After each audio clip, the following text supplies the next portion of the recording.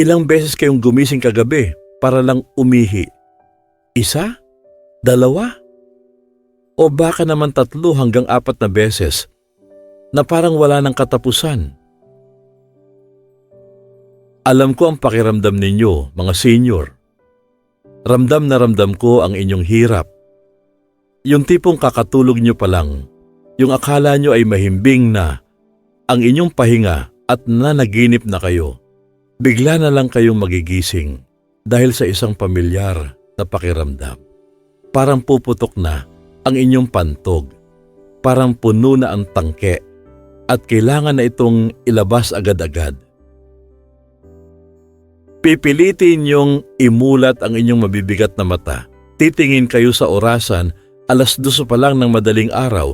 Pipilitin niyong bumangon kahit na naninigas ang inyong likod at kumikirot ang inyong mga tuhod dahil sa lamig.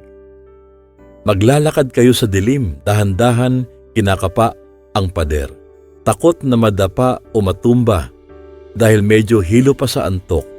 Ang sahig ay napakalamig sa paa na lalong nagpapagising sa inyong diwa.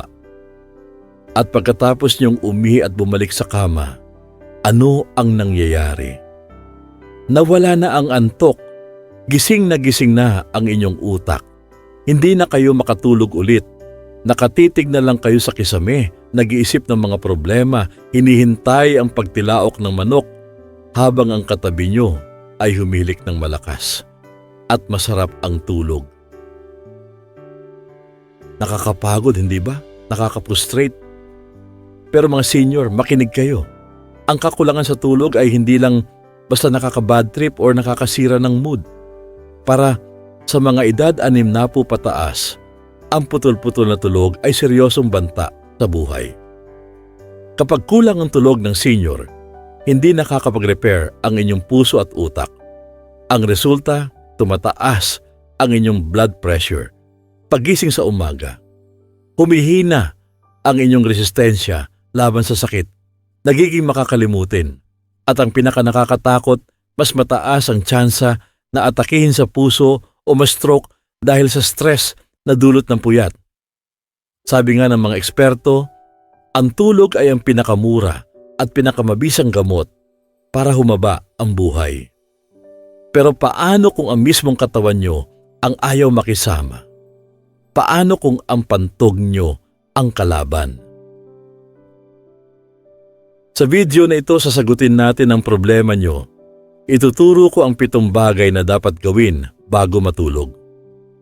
Ito ay mga simpleng gawi o night habits na tutulong sa inyo para mabawasan o tuluyang mawala ang pagbangon sa gabi. Layunin natin na magkaroon kayo ng tuloy-tuloy at mahimbing na tulog na 6 hanggang 8 oras para pagising nyo sa umaga, fresh kayo, malakas at puno ng enerhiya na harapin ang araw. Simulan na natin ang listahan. Makinig maigi dahil ang unang habit na ito ang madalas nating kinasasayan pero mali pala ang ating timing. Habit number 1, ang tamang oras ng pag-inom ng tubig o ang fluid cut-off time. Lagi nating naririnig sa mga doktor at sa TV na dapat uminom ng 8 basong tubig araw-araw para iwas dehydration at para luminis ang bato. Tama po iyon, walang mali doon. Pero ang hindi madalas na sinasabi sa inyo ay ang timing o kung kailan dapat uminom at kailan dapat huminto. Maraming senior ang may maling ugali na umiinom ng 1 basong tubig bago matulog dahil sa takot na ma-stroke o dahil sa paniniwalang pampaganda ito ng balat. O kaya naman ay iinom ng gamot bago matulog at sasabayan ng 1 puno at malaking baso ng tubig. Isipin niyo ang lohika. Kapag uminom kayo ng tubig bago humiga, saan pupunta ang tubig na yon? Diretso sa inyong pantog. Sa loob ng 2 oras habang kayo ay natutulog, magiging ihi iyon. At kapag napuno ang pantog, magpapadala ito ng signal sa utak nyo. Gising! Umihi ka na! Kaya putol ang tulog nyo. Ang tamang gawin ay ito. Uminom ng maraming tubig sa umaga at tanghali. Doon siya ibuhos ang water therapy nyo. Pero pagdating ng alas 6 ng gabi o 2 oras bago kayo matulog, itigil na o bawasan na ng husto ang pag-inom ng tubig. Ito ang tinatawag na fluid cut-off. Bigyan nyo ng pagkakataon ang inyong bato o kidney na iproseso ang lahat ng likido at ilabas ito bago pa kayo humiga sa kama. Kung kailangan nyong uminom ng maintenance na gamot sa gabi, gumamit lang ng kaunting tubig, sapat lang para malunok ang tableta o lunukin ang kapsula. Huwag lalaklak ng isang baso. Basain lang ang lalamunan. Disiplina sa gabi para masarap ang tulog. Dumako naman tayo sa pangalawa. Ito ang sikreto na hindi alam ng marami at sigurado ako magugulat kayo. Habit number 2. Itaas ang paa o leg elevation. 1 oras bago matulog. Napapansin nyo ba na minsan ay namamanas ang inyong paa at binti pagdating ng hapon? Yung parang masikip na ang inyong tsinelas at parang ang bigat-bigat ang inyong mga binti. Dahil sa gravity at pagtayo o pagupo natin maghapon, ang tubig sa ating katawan ay bumababa at niipon sa ating mga binti at sakong. Normal ito sa mga senior dahil mahina na ang pump ng ating veins. Ngayon, heto ang milagro ng siyensya. Kapag humiga na kayo sa gabi para matulog, nagiging pantay ang inyong katawan. Ang tubig na naipon sa binti ay wala ng gravity na pumipigil. Babalik ito sa inyong daluyan ng dugo. Pupunta ito sa inyong kidney. At dahil sobrang dami ng tubig na bumalik, gagawin itong ihi ng inyong bato. Ito ang dahilan kung bakit ihi kayo ng ihi sa gabi kahit hindi naman kayo uminom ng tubig bago matulog. Ang iniihi nyo ay ang manas na naipon sa inyong paa noong umaga. Ang solusyon, bago kayo tuluyang matulog, habang nanonood ng balita sa TV o habang nagro-rosaryo, itaas ang inyong mga paa. Ipating ito sa 2 unan o sa sandalan ng sofa o sa pader. Mas mainam kung mas mataas ng konti ang inyong paa kaysa sa level ng inyong puso. Gawin ito ng 30 minuto hanggang 1 oras bago ang bedtime. Sa ganitong paraan, ang tubig ay babalik na sa inyong kidney habang gising pa kayo. Maihina kayo bago pa kayo pumasok sa kwarto at mauubos na ang tubig sa inyong binti. Subukan nyo ito ngayong gabi at magugulat kayo sa dami ng ilalabas inyong ihi bago matulog. At sa sarap ng tulog nyo pagkatapos dahil wala ng tubig nagigising sa inyo. Yan pa lang ang unang 2 sa ating listahan. Pero may 5 pa tayong habits na kailangan nyong malaman para maging kumpleto ang inyong tulog. Paano naman ang temperatura ng kwarto? Bakit bawal ang malamig na paa? At bakit kailangan magmedyas? At bakit ang isang simpleng technique sa banyo na tinatawag na double voiding ay makakapagligtas sa inyong gabi? Sa susunod na bahagi, ituturo ko ang mga ito. Huwag aalis para ito sa inyong kalusugan. Ngayon naman ay dumako tayo sa pangatlong habit. Ito ay mukhang napakasimple at madalas nating binabaliwala o tinatawanan pa nga. Pero maniwala kayo, ito pala ang isa sa pangunahing dahilan kung bakit gising na gising ang inyong pantog sa madaling araw habang ang iba ay himbing na himbing. Habit number 3. Panatilihing mainit ang paa o wear socks to bed. Alam nyo ba na ang ating pantog o bladder ay may sariling isip at napakasensitibo nito sa lamig? Ito ay may kinalaman sa tinatawag sa medisina na cold diuresis. Hayaan niyong ipaliwanag ko sa inyo ang nangyayari sa loob ng inyong katawan. Kapag natutulog kayo at nakatutok ang electric fan sa inyong paanan, o kaya ay sobrang lakas ng aircon ngayong bare months o Enero, lumalamig ng husto ang inyong mga paa. Kapag naramdaman ng inyong nerves na malamig ang inyong talampakan, ang isipin ng inyong katawan ay nasa panganib kayo ng hypothermia o sobrang lamig. Ang natural na reaksyon nito ay papakitin o papaliitin ang mga ugat sa paa para hindi sumingaw ang init. Dahil dito, ang dugo na nasa paa ay aakyat lahat at magsisiksikan sa inyong tiyan at dibdib para protektahan ang inyong puso at baga. Ngayon, kapag dumami ang volume ng dugo sa inyong gitnang katawan, ang iisipin naman ng inyong kidney ay, teka, bakit ang daming tubig dito? Sobra-sobra ang tubig, kailangan magbawas. Kaya ang gagawin ng masipag na kidney ay magtatrabaho ng mabilis. Sasalain nito ang dugo at gagawa ito ng maraming ihi para ilabas ang tubig na akala niya ay sobra. Ang resulta, gigisingin kayo ng utak niyo para umihi dahil lang nilamig ang inyong paa. Isipin niyo, napuyat kayo hindi dahil uminom kayo ng tubig, kundi dahil lang sa lamig. Kaya ang payo ko, lalo na sa mga senior na mabilis lamigin, magsuot kayo ng medyas bago matulog. Hindi kailangang makapal na parang nasa snow, kahit manipis at maluwag na medyas lang, basta matakpan ang inyong talampakan at hindi direktang mahanginan. Ang mainit na paa ay sinyalis sa utak na ligtas tayo, mainit tayo, relax lang tayo. Ito ay parang pampatulog na rin. Subukan nyo ito ngayong gabi at mararamdaman nyo ang ginhawa at himbing ng tulog. Dumako naman tayo sa ika-4 na habit. Ito ay isang espesyal na teknik na ginagawa sa banyo. Kung kayo ay laging nakakaramdam na parang may naiiwan pang ihi, kahit kakatapos nyo lang umihi, o yung pakiramdam na hindi simot, para sa inyo ang teknik na ito. Habit number 4, ang double voiding technique o ang 2 beses na paghihi. Habang tayo ay tumatanda, humihina ang muscle ng ating pantog. Sa mga kalalakihan, nariyan pa ang problema sa prostate. Dahil dito hindi na natin kayang ilabas ang lahat ng ihi sa isang buga lang gaya ng kabataan natin.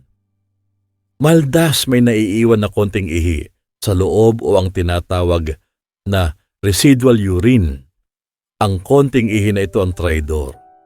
Ito ang mabilis magparamdam ulit na kailangan nyo ng bumalik sa banyo pagkalipas lang ng 10 o 15 minuto kung kailan nakahiga na kayo. Ang solusyon ay ang double voiding. Ito ay isang ritual.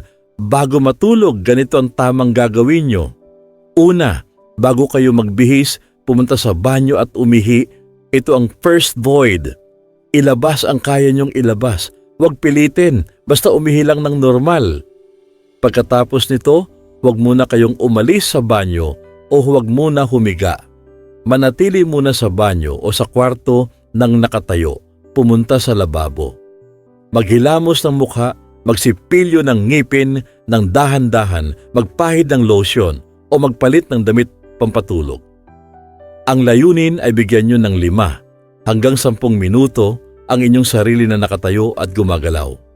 Sa oras na ito, ang natitirang ihi ay bababa sa pinakailalim ng pantog dahil sa gravity.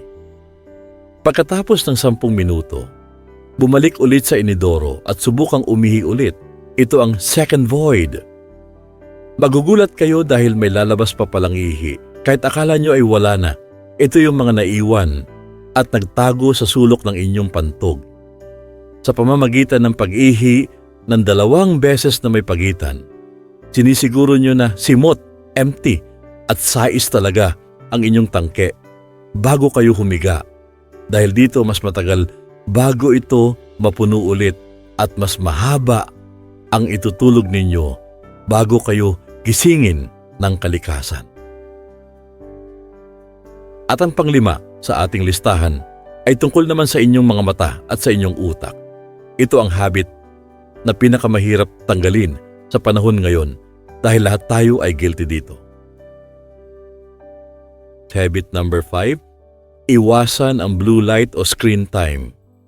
1 oras bago matulog. Alam ko po mga senior, nakakaaliw manood ng Facebook, mag-scroll sa TikTok, magbasa ng balita o manood ng mga video sa YouTube gaya nito habang nakahiga na sa kama. Ito na ang libangan natin, pampatanggal ng inip. Pero alam nyo ba na ang ilaw na galing sa cellphone, tablet at flat screen TV ay tinatawag na blue light, ang ilaw na ito ay matinding kalaban ng antok at ng inyong bato. Kapag natatamaan ng blue light ang inyong mata, ang signal nito sa utak ay, "Huy, gising! Umaga pa! May araw pa! Huwag kang matutulog!" Dahil dito, pinipigilan ng utak ang paglabas ng melatonin. Ang melatonin ay ang hormone na pampatulog. Pero hindi lang yon, ito rin ang hormone na nagpaparelax sa ating kidney at pantog tuwing gabi. Sinasabi nito sa kidney na magpahinga ka na rin, huwag ka munang gumawa ng ihi. Kapag mababa ang melatonin nyo dahil sa kakanood ng cellphone hanggang hating gabi, gising ang diwa nyo at gising na gising din ang kidney nyo. Tuloy-tuloy ang paggawa ng ihi kahit gabi na. Kaya ang hamon ko sa inyo, at alam ko mahirap ito pero kayang-kaya nyo, 1 oras bago ang inyong target na oras ng tulog, itabi na ang cellphone. I-charge na ito sa malayo. Patayin na ang TV. Ano ang gagawin nyo? Magbasa na lang kayo ng dyaryo o libro? Makinig ng radyo na mahina ang volume, magdasal, o magkwentuhan kayo ni Mrs. o ni Mr. tungkol sa inyong araw? Hayaan niyong dumilim ang paligid para umakyat ang inyong melatonin. Ito ang natural na pampatulog na libre, galing sa sarili niyong katawan at walang side effects na gaya ng sleeping pills. Tingnan niyo ang 3 habit na ito, simple lang, di ba? Magsuot ng medyas para hindi lamigin ang nerves, umihi ng 2 beses para simut ang pantog, at iwasan ang cellphone para dumami ang melatonin at magpahinga ang kidney. Kung gagawin nyo ang mga ito kasabay ng pagtataas ng paa at pagbabawas ng tubig na itinuro ko kanina, halos garantisado na ang mahimbing na tulog. Pero teka, hindi pa tayo tapos. May 2 pa tayong natitirang habits na napakahalaga para sa inyong kaligtasan. Paano naman ang posisyon ng pagtulog? Totoo ba na may posisyon na nakakapagpaiwas sa hilik at nakakatulong sa puso? Nakakaapekto ba kung nakatihaya o nakatagilid kayo? At ano ang masasabi ko sa mga umiinom ng sleeping pills or herbal supplements? Ligtas ba ito sa senior o nakakasira lalo ng memorya? Sa huling bahagi ng video, ibibigay ko ang aking doctor's verdict at ang pinakamabisang sleeping position para iwas bangungot. Huwag aalis, tatapusin natin ito ng tama. Narito na tayo sa huling bahagi ng ating video. Ang 2 natitirang habits na ito ay marahil ang pinaka-controversial pero kailangan nating pag-usapan ng masinsinan para sa inyong kaligtasan. Habit number 6, ang tamang posisyon ng pagtulog o side sleeping with a pillow. Maraming senior ang sanay na matulog ng nakatihaya o flat on back. Sabi nila, mas presko daw at mas diretso ang likod. Pero alam niyo ba na para sa maraming may edad na, ang pagtihaya ay isa sa mga dahilan kung bakit putol-putol ang tulog? Kapag nakatihaya kayo, dahil sa gravity, ang inyong dila at ang malambot na laman sa inyong lalamunan ay bumabagsak pabalik, hinaharangan nito ang daluyan ng hangin. Ito ang dahilan kung bakit kayo humilik ng malakas. Ngayon baka sabihin nyo, "Dok, hilik lang naman yan, okay lang." Hindi po okay ang hilik. Kapag humihilik kayo, ibig sabihin ay hirap pumasok ang hangin at oxygen sa inyong katawan. Ang tawag dito ay sleep apnea. Kapag naramdaman ng inyong utak na kulang ang oxygen, magpapanik ito. Gigisingin nito ang inyong puso, bibilis ang tibok nito, at magpapadala ito ng stress signal sa inyong kidney. Ang sasabihin ng puso sa kidney, "Stress ako. Magbawas ka ng tubig para gumaan ang trabaho ko." Kaya ang kidney nyo gagawa na naman ng ihi. Nakikita nyo ba ang koneksyon? Ang hilik ay nagiging sanhi ng pag-ihi sa gabi. Ang solusyon ay simple pero epektibo. Matulog ng nakatagilid o side sleeping. Mas mainam kung sa kaliwang bahagi or left side kayo hihiga kung kayo ay madalas sikmurain o may acid reflux dahil pinipigilan nito ang pag-akyat ng asido. Pero ang pinaka-importante ay ang paggamit ng unan. Kumuha ng isang malambot na unan at ilagay ito sa pagitan ng inyong dalawang tuhod. Bakit? Dahil kapag may unan sa pagitan ng tuhod, naiiwasan ang pagdikit ng buto sa buto na masakit para sa mga may rayuma at higit sa lahat, nagiging diretso ang inyong balakang at spine, nababawasan ang sakit ng likod pagising sa umaga. Subukan nyo ito, side lying na may unan sa tuhod. Mawawala ang hilik, gaganda ang pasok ng oxygen at magpapahinga ang inyong kidney. At ngayon, dumako tayo sa huli at pinakaseryosong paalala. Habit number 7, mag-ingat sa sleeping pills at supplements. Alam ko na kapag hindi tayo makatulog, ang pinakamadaling solusyon ay uminom ng gamot. Nariyan ang mga sleeping pills na reseta ng doktor o kaya naman ay mga herbal supplements na nabibili online na nangangakong pampatulog. Mga senior, makinig kayong mabuti. Ang mga gamot na ito ay dapat ituring na huling option lamang at hindi dapat ginagawang parang candy araw-araw. Bakit? Una, ang tulog na dulot ng sleeping pills ay hindi natural sleep. Ito ay sedation o pampamanhid. Hindi nare-refresh ang utak nyo ng tama gaya ng sa natural na tulog. Kaya pagising nyo parang lutang pa rin kayo o groggy. Pangalawa, at ito ang delikado, ang sleeping pills ay nagpapatagal ng inyong reaksyon. Paano kung kailangan nyong umihi sa madaling araw, babangon kayo? Pero dahil sa epekto ng gamot, hilo kayo, mabigat ang paa, malabo ang paningin. Diyan nangyayari ang aksidente. Diyan nadudulas sa banyo, diyan nababalian ang buto. Ang gusto lang natin ay makatulog, pero ayaw naman nating magising na nasa ospital na dahil natumba tayo. Kung kayo ay may iniinom na gamot pampatulog, huwag itigil ng biglaan. Kausapin ang inyong doktor kung paano ito babawasan dahan-dahan.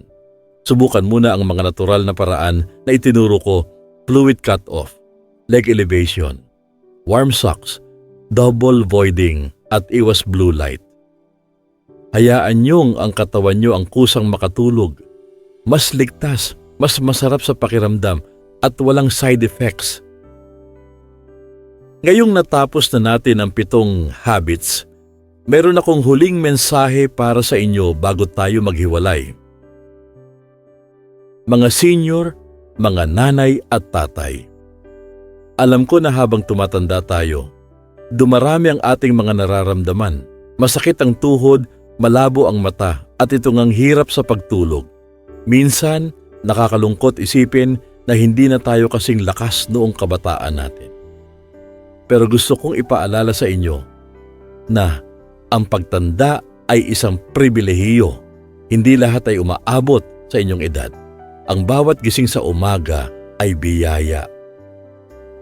Ang mga itinuro ko sa inyo ngayon ay hindi para pahirapan kayo sa dami ng rules. Ito ay para tulungan kayong ma-enjoy ang inyong mga gintong taon. Dahil kapag maayos ang inyong tulog, mas malinaw ang inyong isip, mas mahaba ang inyong pasensya sa mga apo, mas masarap ang kwentuhan sa umaga habang nagkakape. Gusto kong maging masigla kayo, hindi lang para sa inyong sarili, kundi para sa mga taong nagmamahal sa inyo. Kaya ang hamon ko sa inyo ngayong gabi, pumili ng kahit 1 o 2 sa mga habits na ito at subukan nyo. Bawasan ang tubig mamayang gabi, magsuot ng medyas, itaas ang paa, at bukas pagkagising nyo, obserbahan nyo ang inyong pakiramdam. Kung nakatulong ang video ito sa inyo, pakiusap isi-share nyo ito sa inyong mga kaibigan at kapamilya na hirap din makatulog. At mag-iwan kayo ng comment sa ibaba. Isulat nyo, tulog mahimbing, gising na magaling.